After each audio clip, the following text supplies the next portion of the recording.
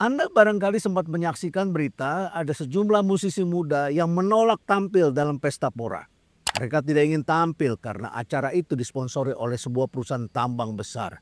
Mereka protes dan caranya adalah mengundurkan diri. Tetapi musisi senior tetap hadir di sana karena mereka adalah para legend dan mereka tahu bahwa alat-alat musik menggunakan bahan-bahan dari tambang. Yang mereka tolak adalah perusahaan tambang yang sangat besar dan kita ketahui tambang itu memang banyak merusak lingkungan. Tetapi bisakah kita mengatasi masalah ini? Karena tambang tidak lepas dari berbagai isu-isu yang sangat penting. Isu kerusakan lingkungan, isu dan masalah hak-hak masyarakat adat, lalu reputasi perusahaan itu sendiri. Dan inilah yang menjadi persoalan di berbagai negara. Timbul istilah yang bernama art washing.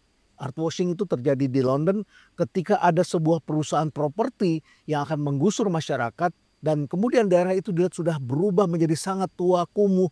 Untuk menarik perhatian publik, maka perusahaan properti mengundang sejumlah seniman dan mereka membuat mural di kota itu. Muralnya sangat indah dan ada karya seni di sana, tetapi itu adalah sejenis art washing. Lalu kemudian mereka menuduh pula sebuah perusahaan energi yang sangat besar di Inggris, BP, British Petroleum. Apa yang terjadi? Perusahaan ini memang diketahui banyak merusak lingkungan, menumpahkan minyak di laut dan lain sebagainya. Tetapi mereka adalah sponsor penting bagi museum-museum seni di kota London dan di berbagai kota penting lainnya. Art washing ini satu persoalan. Di lain pihak, kita ketahui bahwa tambang ternyata adalah persoalan disrupsi. Setiap kali ada disrupsi, maka muncul jenis tambang baru. Tapi kita kemudian juga melihat bahwa ternyata tambang merupakan kontributor ekonomi yang penting. Di berbagai daerah di Indonesia bahkan banyak sekali sektor manufaktur tidak hadir-hadir. Tetapi lapangan pekerjaan didapat dari sektor pertambangan. Ini bukan tanpa kontroversi, tetap saja ada isu-isu lainnya. Dan kita menyaksikan bahwa kontribusi sektor pertambangan dalam GDP kita semakin hari semakin penting. Kementerian ESDM misalnya pada tahun 2024 telah mengklaim nilainya telah mencapai sekitar 12% dari PDB kita. Sedangkan tahun sebelumnya sekitar 10,4%. Bisakah tambang ini memberikan kontribusi yang baik tidak hanya bagi ekonomi tetapi juga bagi kehidupan, bagi masyarakat adat, bagi mereka yang terpinggirkan dan tidak merusak lingkungan. Mungkin kata kuncinya adalah bagaimana kita menciptakan standar yang baik agar tidak dieksploitasi secara berlebihan dan ada yang bisa diwariskan pada generasi berikutnya. Dunia telah mengenal sebuah lembaga yang namanya IRMA, yaitu Initiative for Responsible Mining Assurance. Lembaga ini memang didirikan oleh orang-orang yang sangat kredibel. NGO internasional dengan sejumlah expert yang tidak murah. Masalahnya ketika diterapkan, biayanya memang sangat mahal dan memerlukan ketekunan, dan ada banyak regulasi pun yang harus disesuaikan. Bisakah IRMA menjembatani antara bagaimana eksploitasi tambang berlebihan ini dan tidak merusak lingkungan sehingga kemudian bisa dilakukan penambangan yang bertanggung jawab? Bisakah itu terjembatani? Bisakah ini memuaskan kaum muda? Inilah yang akan kita bahas dalam episode intrik kita kali ini. Stay relevant.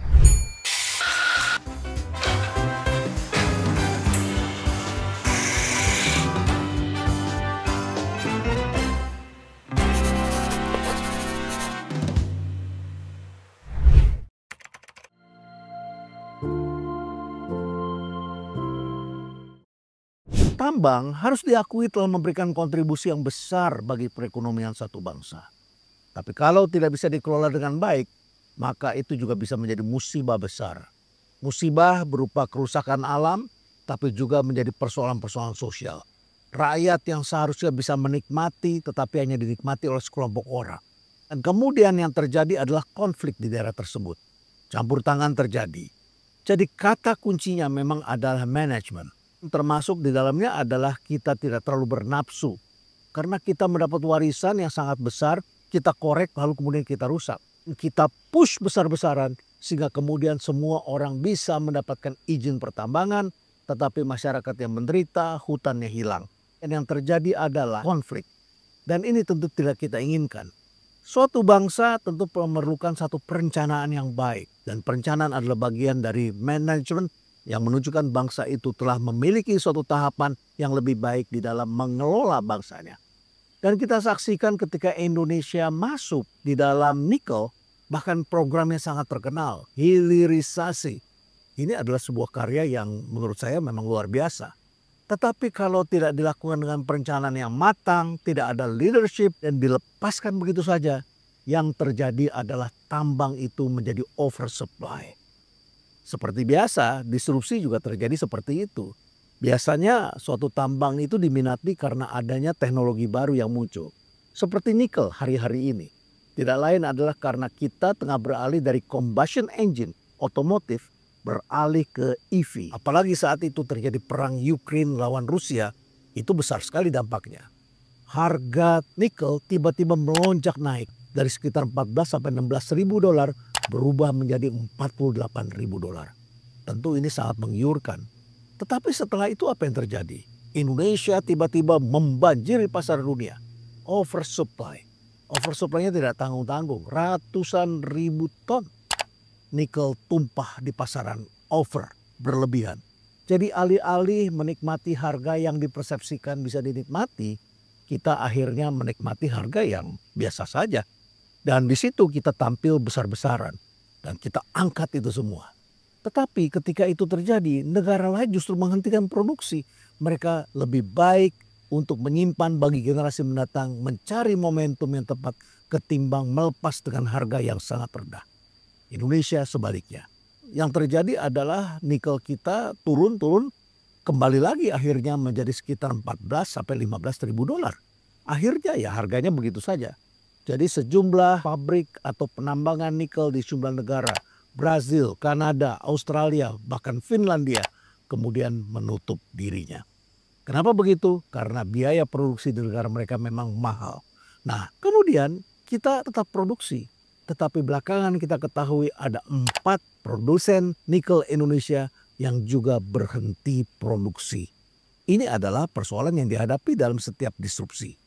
Disrupsi itu terjadi setiap saat dan selalu terkait dengan tambang.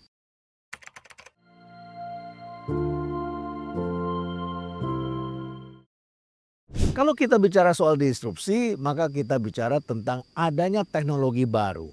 Semisal ketika revolusi industri 1.0 yang menjadi primadona adalah batu bara. Karena semua beralih ke mesin uap. Kendaraan, jembatan, rel kereta api, semua memerlukan besi. Di situ ada 2 jenis pertambangan, besi dan batu bara. Memerlukan energi untuk memproduksi besi dan besi tampil sebagai suatu elemen yang penting dalam suatu peradaban. Revolusi industri telah menunjukkan besi hadir di mana-mana. Termasuk Anda bisa melihat di kota Paris, betapa gagahnya menara Eiffel menjulang tinggi ke langit. Tidak lain adalah karena di sana kehidupan sejatinya adalah dengan bangunan dengan cat berwarna putih dan dibuat dari batu. Tetapi apakah pada saat itu masyarakat mengatakan ini sebuah art washing? Nyatanya juga tidak. Bahkan tempat itu sering dilakukan pertunjukan-pertunjukan termasuk peluncuran sepak bola dunia.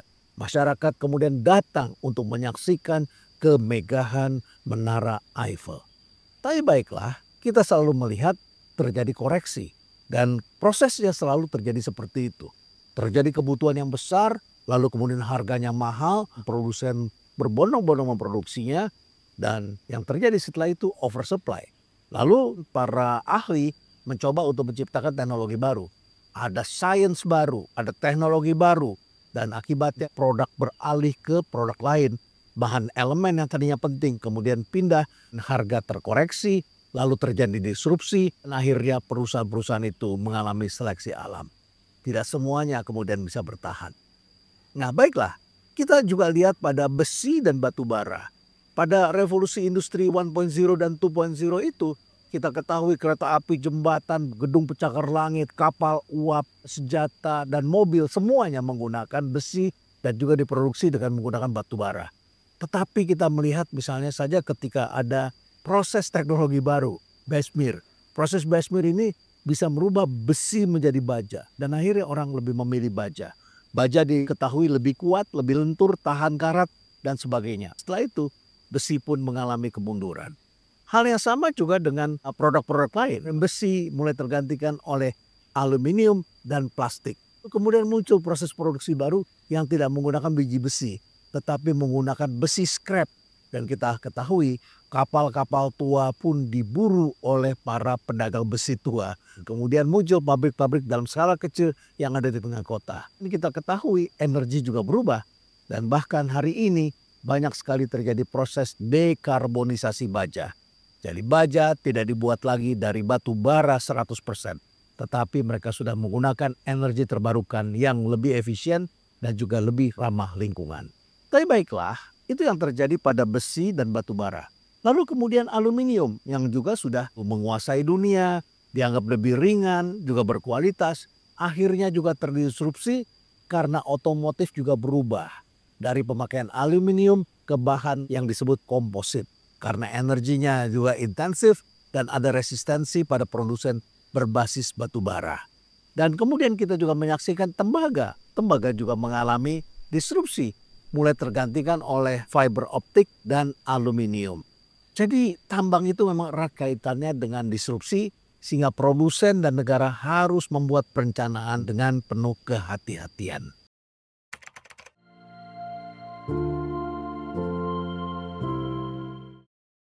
Nikel sendiri tentu tidak lepas dari proses disrupsi. Nikel yang digadang-gadang menjadi hal yang sangat penting di Indonesia. Dan diketahui Indonesia adalah penguasa terbesar nikel dunia. Nikel dari Indonesia itu telah menguasai 75% dari market nikel dunia. Jadi betapa powerfulnya Indonesia. Walaupun di sini kita mengatakan kok nggak kita rasakan sih manfaatnya. Kok cari kerja tetap susah. Tapi di beberapa provinsi dia adalah industri andalan.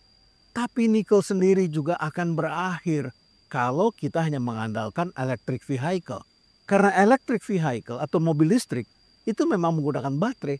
Dan baterai ini kalau nikelnya mahal, pasti produsen akan melakukan disrupsi dengan cara yang sama. Seperti yang tadi saya sebutkan, harganya kemahalan, ada oversupply dan harga terkoreksi, muncul teknologi baru.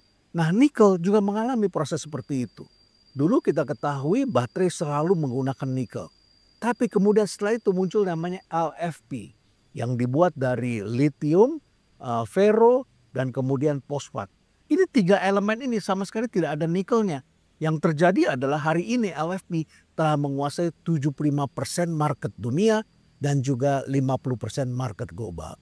LFP tetap dibutuhkan di negara-negara Eropa karena dianggap lebih stabil dan juga energinya bisa tetap lebih baik, tidak mudah panas. Dan itu dilakukan oleh produsen-produsen yang menjual mobil yang harganya memang sedikit lebih mahal dibandingkan mobil-mobil di Asia.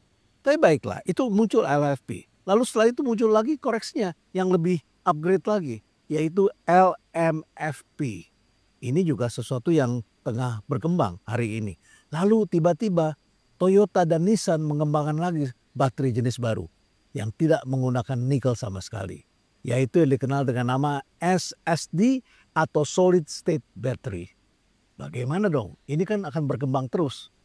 Jadi kalau kita sudah tahu nikel ini akan berubah, akan mengalami disrupsi, maka produsen pastinya harus siap.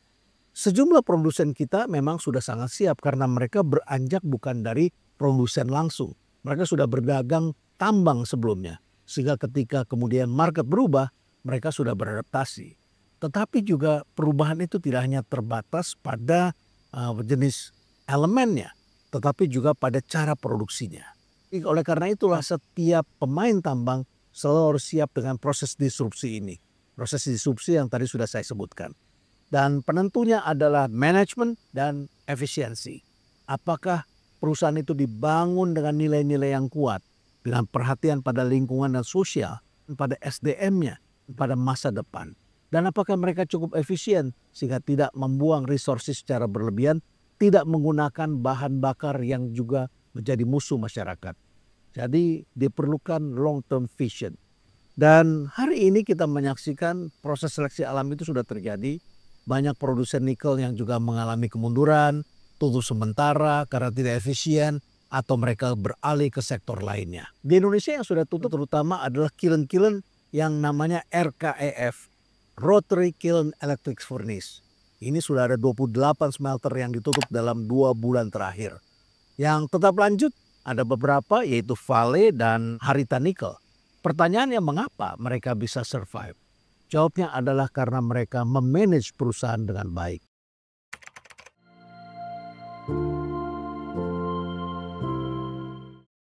Sekarang mari kita lihat bagaimana respons perusahaan-perusahaan Indonesia dalam menghadapi dunia yang berubah ini. Menghadapi disrupsi, menghadapi sikap masyarakat yang berubah. Tadi sudah saya sebutkan disrupsi tidak hanya merubah produk, tidak hanya merubah proses, tidak hanya merubah elemen, tidak hanya merubah teknologi dan market, tetapi juga merubah perilaku masyarakat. Baiklah, lagi-lagi tentang apa yang dilakukan oleh para penikmat seni. Kali ini barangkali Anda ingat sebuah kasus yang menimpa sebuah perusahaan tambang nasional yang sangat besar. Perusahaan tambang ini juga menghasilkan aluminium, kemudian diekspor dan diterima menang tender oleh salah satu produsen otomotif, Hyundai. Namun ketika berita ini menyebar, terjadilah suatu peristiwa yang sangat menarik. Hyundai ini memiliki brand ambassador, yaitu sebuah grup band terkenal yang juga pengikutnya besar sekali. BTS memiliki BTS Army yang isinya adalah kaum muda. Nah, anak-anak muda ini kemudian protes dan kemudian menyebarkan pesan-pesan mereka lewat sosial media dan mendesak agar Hyundai menolak aluminium dari salah satu produsen Indonesia. Karena mereka tidak menggunakan energi yang ramah lingkungan.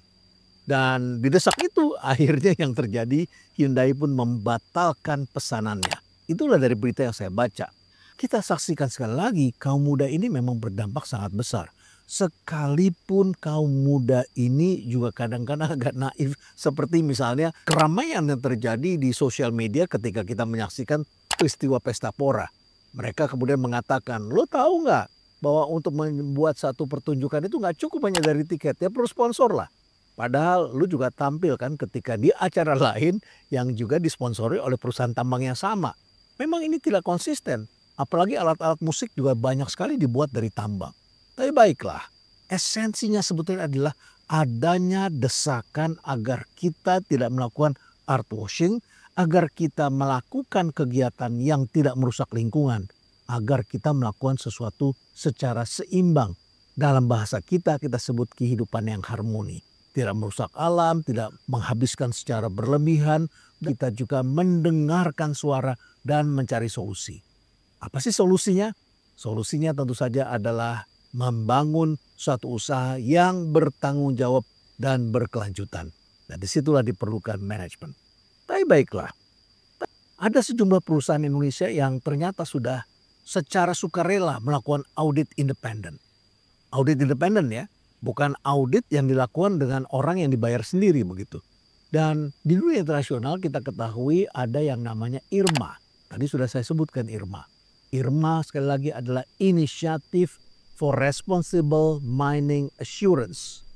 Ini adalah sebuah inisiatif yang dilakukan oleh NGO besar, NGO internasional, dan mereka memiliki sejumlah PhD, sejumlah ilmuwan, independen, dan tentu saja mereka bergerak secara independen untuk mengkaji dan mengeluarkan sertifikasi. Nah, di Indonesia sendiri sudah ada sejumlah perusahaan yang akhirnya menghubungi IRMA. Saya mencoba mencari data dan saya menemukan misalnya Vale. Ini adalah perusahaan tambang yang cukup besar di daerah Sorowako, Sulawesi. Sejak bulan Desember 2024 telah menghubungi IRMA dan mereka melakukan inisiatif-inisiatif dimulai dengan fase pertama yaitu desk review. Nah, ini tidak mudah. Selain mahal, kemudian juga mereka harus berubah atau memperbaiki regulasi yang telah berlaku. Mereka harus menyesuaikan dengan regulasi internasional. Lalu tentunya mereka harus memperbaiki sejumlah hal di dalam industri mereka. Nah, selain Vale juga ada Harita Nickel. Harita Nickel ini sudah pernah saya kunjungi juga, sama seperti Sorowako. Saya juga sudah pernah ke sana. Saya melihat ini sangat menarik. Harita ini adanya di suatu pulau. Mereka juga menggunakan sistem produksi yang sangat efisien. Bahkan mereka juga pernah diserang oleh LSM internasional. Dimuat dalam suatu media. Tetapi mereka tidak menentang itu. Mereka kemudian memperbaiki diri. Mereka melakukan serangkaian proses. Mereka berinisiatif. Dan bahkan sudah lebih dulu dari Vale. Yang menarik mereka lakukan ini adalah pada bulan Oktober 2024. Dan mereka sudah berada pada fase lanjutan. Nanti kita lihat fase mana sudah mereka lakukannya. Lalu ada Eramet, ini adalah perusahaan yang berasal dari Prancis yang juga berkomitmen untuk menerapkan tambang yang bertanggung jawab. Nah, karena auditnya ini independen, tentu pasti tidak mudah, perlu kesungguhan dan juga diperlukan leadership. Dan diperlukan perhatian yang kuat pada apa? Pada people yang tinggal di sekitar situ, komunitas, dan juga pada SDM-nya. Maklum, tambang ini kan dikerjakan oleh kombinasi orang-orang cerdas, para engineer terbaik, dan juga masyarakat setempat yang barangkali belum terbiasa dengan dunia kerja. Tentu saja kita perlu memperhatikan keseimbangan mereka. Lalu datanglah pekerja-pekerja asing. Hampir semua tambang itu selalu menggunakan pekerja asing. Misalnya saja dulu ketika penambangan timah dimulai di Pulau Bangka. Datanglah para pekerja dari Cina. Itulah yang sekarang kemudian dikenal sebagai Cina Bangka. Yaitu orang-orang keturunan Tionghoa yang sudah turun-temurun tinggal di Pulau Bangka. Yang dulu didatangkan dari Cina oleh Sultan Mahmud Badarudin untuk mengeksploitasi tambang timah. Dan kita ketahui dalam oil and gas itu dulu orang-orang asing banyak sekali. Orang Inggris, orang Amerika itu banyak datang ke Indonesia untuk eksploitasi migas. Hari ini kita saksikan tambang lain, nikel. Juga banyak sekali pekerja-pekerja dari Cina datang ke Indonesia. Oleh karena itu, manajemen SDM ini menjadi sangat penting sekali. Tentu saja kita juga memerlukan yang namanya community engagement. Berbagi air bersih dengan penduduk, ini penting ya. Karena masyarakat kan juga khawatir terhadap limbah-limbah yang beracun, yang berbahaya dan sebagainya. Berbagi listrik, menyediakan perumahan, afirmasi bagi penduduk untuk kemudian bekerja di perusahaan mereka, kemudian pekerjaan pengelolaan limbah dan sebagainya. Mereka perlu melakukannya. Nah, yang menarik dari itu semua adalah harita. Saya sudah berkunjung ke berbagai perusahaan tambang dari Aceh sampai ke Papua. Bahkan saya juga pernah tinggal di Pulau Buru ketika melakukan sebuah kegiatan sosial di pulau ini dan kami melakukan integrated farming. Yang terjadi ketika itu adalah tiba-tiba masyarakat mendapat mimpi untuk pergi ke Gunung Botak dan akhirnya mereka menemukan emas. Bayangkan. Emas itu berada di bawah pohon minyak kayu putih. Jadi minyak kayu putih Indonesia ini memang spesial. Tapi baiklah, saya sudah melihat itu di Pulau Buru, saya sudah melihat penambangan di berbagai daerah di seluruh Indonesia, sampai kemudian saya mampir ke Pulau Obi. Nah, yang menarik perhatian saya, di sana memang manajemen ini memegang peranan yang penting. Mereka telah mereklamasi lahan tambang seluas 231,5 hektar, suatu luas yang tidak sedikit. Bahkan mereka juga memiliki bank tanah. Apa yang saya maksud dengan bank tanah itu adalah tanah yang diambil di bagian atas namanya topsoil kan. Ini kan penting sekali karena di sini unsur haranya sangat penting untuk menanam kembali. Topsoil ini tidak mereka sembur begitu saja dibuang ke laut, tetapi mereka pindahkan lalu kemudian ketika selesai ditambang mereka kembalikan topsoil itu dan mereka lakukan penanaman. Nah, demikian pula dengan Select Nickel untuk reklamasi serta perbaikan kualitas tanah. Mereka juga melakukan pemantauan kualitas air laut dan plankton. Bayangkan plankton di laut pun harus dipantau. Dan mereka melakukan rehabilitasi terumbu karang. Nah, tambang ini memang selalu membutuhkan air dan oleh karena itulah maka setiap perusahaan tambang baiknya menggunakan sediment pond. Di Pulau Obi saya melihat mereka mempunyai itu sediment pond dan itu dilakukan berhektar-hektar air disalurkan sampai kemudian air yang dilepas ke lingkungan sudah memenuhi baku mutu dan dilaporkan secara online melalui Simple. Ini adalah satu aplikasi yang dikeluarkan oleh Kementerian KLHK. Dan mereka juga membangun pembangkit listrik tenaga surya dan ini nilainya sangat besar, yaitu mereka investasi nilainya triliunan rupiah. Oleh karena itulah maka komitmen-komitmen seperti ini perlu terus dikembangkan di antara perusahaan-perusahaan tambang lainnya. Tidak bisa dong kita hanya menambang lalu ngambil lalu kemudian kita jual dan kemudian kita nikmati hasilnya lalu alamnya yang rusak dilepas kembali ke masyarakat. Jadi pertanyaannya apakah IRMA bisa memenuhi atau menjembatani antara kebutuhan dunia baru, kebutuhan masyarakat dengan perusahaan-perusahaan tambang? Jawabnya adalah sangat memungkinkan karena IRMA ini dibuat oleh para NGO internasional dan mereka juga sangat independen. Sedangkan dari pengusaha-pengusaha ini memang juga ada pengusaha yang menaruh perhatian, memiliki values dan leadership. Nah, salah satu yang saya lihat itu adalah perusahaan nasional kita, Harita Nickel. Dan saya sudah melihat sendiri keadaan di sana. Jadi ketika misalnya terjadi berita tentang pencemaran lingkungan, mereka sangat menaruh perhatian dan segera mencari jalan. Mereka juga memiliki ilmuwan-ilmuwan untuk mengatasi persoalan-persoalan itu. Sampai kemudian mereka menghubungi IRMA dan akhirnya bulan Oktober 2024 mulai dilakukan proses. Dimulai dengan tadi melakukan review secara independen, desk review, kemudian masuk ke fase kedua. Mereka mulai melakukan pemeriksaan ke lapangan. Dan tentu saja di sana ada banyak sekali hal-hal yang harus dilakukan, perbaikan-perbaikan. Nah, kata kuncinya adalah transparansi dan patuh pada standar internasional. Kalau kita bersungguh-sungguh, pasti kita juga akan memperoleh manfaatnya. Proses dari IRMA ini menilai lebih dari 400 kriteria, mulai dari lingkungan, masyarakat, hingga masalah human rights. Jadi belum tentu aparat-aparat kita menaruh perhatian pada hal seperti ini. Perusahaan tambang harus ketat menjalankan ini. Bayangkan kalau kita biarkan perusahaan tambang kita yang jumlahnya ribuan, belum lagi tambang-tambang ilegal yang juga melibatkan para aparat. Apakah mereka menaruh perhatian pada hal seperti ini? Kita perlu memberi apresiasi pada mereka yang melakukan hal seperti ini.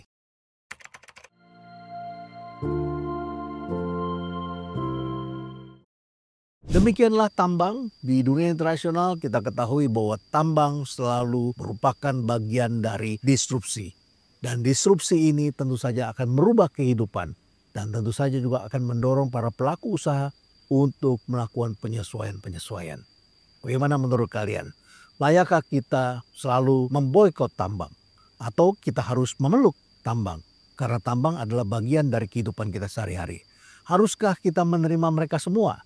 Atau kita memeriksanya secara selektif? Hanya mereka yang bertanggung jawab itu yang bisa kita terima. Bagaimana menurut kalian? Apakah ada pengusaha Indonesia yang bisa kita terima? Tentu kita harus skeptis, tetapi kita juga harus menghargai di antara produsen-produsen kita juga ada yang menaruh perhatian pada isu-isu sensitif seperti ini. Stay relevant.